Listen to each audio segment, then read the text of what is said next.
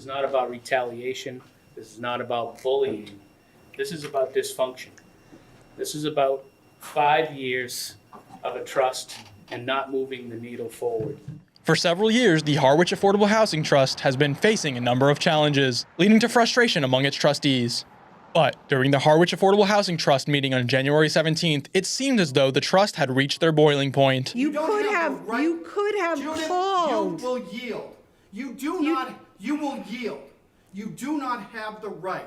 At a subsequent Board of Selectmen meeting on January 23rd, Town Administrator Joe Powers apologized for how the meeting was conducted, acknowledging that it was not up to par.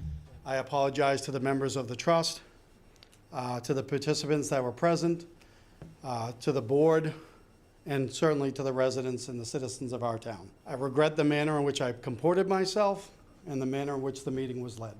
However, the story does not end there.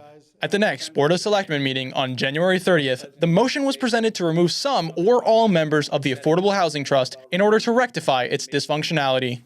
Housing is one of the topics that has been talked about since I started 8 years ago. And that's all we've talked about. It's an emergency, but we're not moving that needle forward.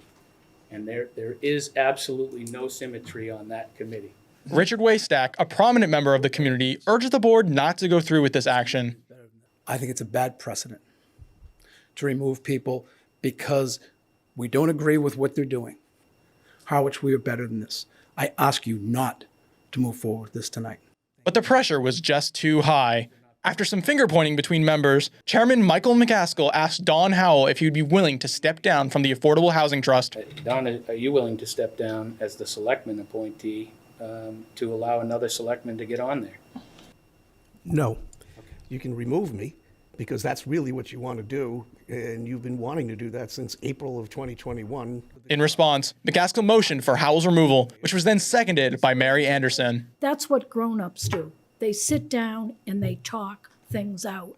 And you're behind the scenes, not talking to people, stirring things up. And I just think this needs to change. Facing the possibility of a vote, Don Howell decided to resign from the Harwich Affordable Housing Trust, avoiding further conflict. The rest of the board agreed that no further action was required at the time, bringing the matter to a close. I appreciate your taking that step, Don. I know that isn't your desire, and it takes a big person to do that, so I appreciate that. I suggest we let this ride and see if we can make things work. This latest development highlights the ongoing challenges faced by the Harwich Affordable Housing Trust and the need for a functional solution to address the housing crisis in the community. For Cape Media News, I'm Ryan Thompson.